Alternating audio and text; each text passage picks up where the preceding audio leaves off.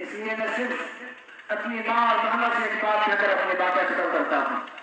اگر ہم چاہتے ہیں کہ ہمارے معاشرے کی اصلاح ہو، اگر ہم چاہتے ہیں کہ ہمارا معاشرہ سدھرے، تو آج ہمارے معاشرے کی آدھی آبادی عورتوں پر مشتمل ہے۔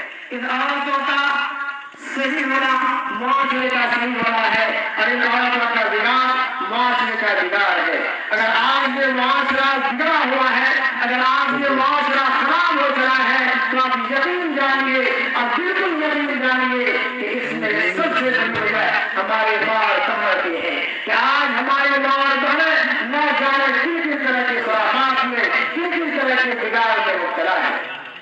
میری ماں اور بہنوں، میں بغیر کسی بات کو آگے بڑھاتے ہوئے، بالکل مختصر کرتے ہوئے آپ سے یہ عرض کرنا چاہتا ہوں کہ آپ اپنی زندگی میں نیکی لائیے۔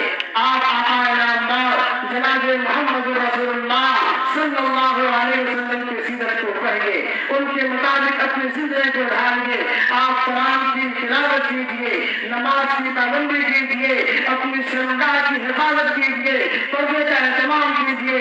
یاد رکھیے، اگر آپ نے دین اسلام کو اپنے اندر آیا، اپنے اندر نیکی پیدا کی، تو اللہ کے رسول جناب محمد رسول اللہ صلی اللہ علیہ وسلم آپ ہی کے بارے میں ارشاد فرما رہے ہیں، اب دنیا کلھا متاع، یہ پوری کی پوری دنیا، یہ ساری دنیا دولت ہے، سامان ہے، استعمال کرنے کی چیز ہے۔ وخیر متاع الدنیا المرأة الصالحہ، اور دنیا کے سب سے بہترین دولت، دنیا کے اندر سب سے بہترین سامان اگر کوئی ہے تو وہ نیک عورت ہے۔ لیکن میری ماں اور بہنوں، ہمیں یہ بھی یاد رکھنا ہوگا، آقا صلی اللہ علیہ وسلم کا فرمان ہے، اتقوا الدنیا والنساء، کہ اے لوگوں، دنیا حاصل کرنے سے بچو اور عورتوں سے بچو۔ آقا صلی اللہ علیہ وسلم کا فرمان ہے، ما ترکت بعدی اضر علی الرجال من امتی من النساء، کہ میں نے اپنے مردوں پر دنیا کے اندر سب سے مضر، سب سے بڑا فتنہ عورت کے علاوہ کسی کو نہ چھوڑا۔